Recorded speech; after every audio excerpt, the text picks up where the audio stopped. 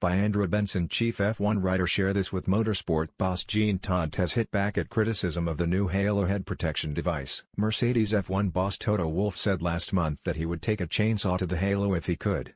But Todt, the president of motorsport's governing body the FIA, said it had been introduced to save lives and at the request of drivers' body the GPDA. I am amazed to hear some people say, "Okay, motor racing is dangerous. If it happens, it happens," Todt said. "Can you imagine how we would all feel if something happened, and if we would have had the Halo it would not have happened?" And he dismissed critical comments from Wolff by saying, "I will not react. It is a childish game. It's very inappropriate, whoever you are, to publicly deny something which is introduced.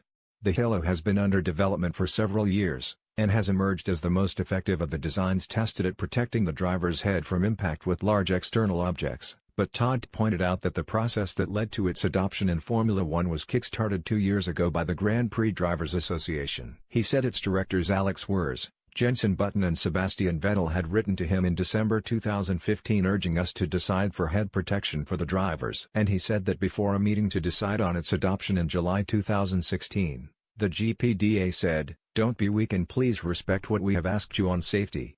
Although a majority of drivers are in favor, some have said they are opposed to the idea of it, while others have raised objections surrounding the difficulty of getting in and out of the car and identifying drivers on track. "If we are able to find something better, I am sure we will be able to over the years," Todt said. "Honestly, I am not disturbed with what I see.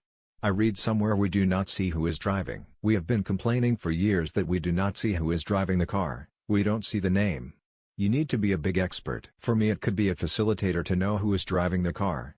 He said that he had heard no criticism of the Halo in Formula 2, which is also using it this season, or the all-electric Formula E series, where it is being introduced in 2019. Todt, speaking at a news conference in London, also said that he was confident of reaching a solution on new engine regulations needed after 2020. "The basis for these would be the current turbo hybrids," he said.